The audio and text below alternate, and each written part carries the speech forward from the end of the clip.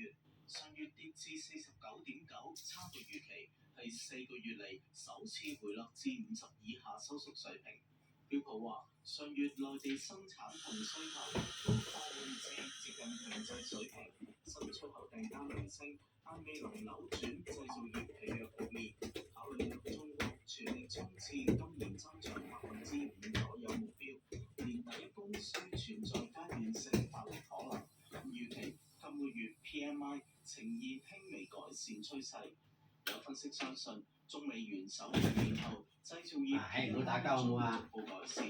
亦估計出年兩會後，中央有強化內需措施推出。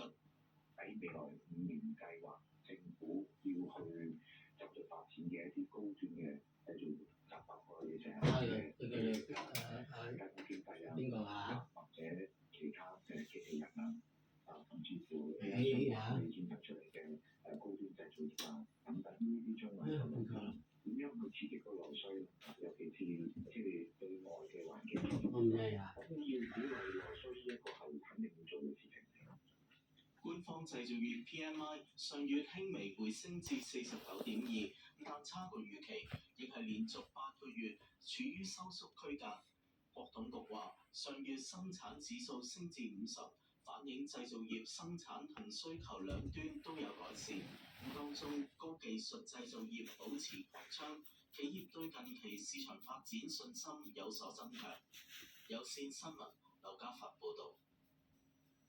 南韓警方拉咗4個人，涉嫌入侵全國多部網絡攝影機，將錄像製作成色情影片，賣到境外網站圖利。南韓警方話，其中2個疑犯分別涉嫌入侵63000部同埋7萬部網絡攝影機，一共製作接近1200條嘅色情影片，喺海外網站出售。2個人分別獲利3500萬同1800萬韓元。警方已經封鎖同埋關閉相關嘅網站，並確認58個遭入侵嘅地點，包括私人住宅、健身室同婦科診所。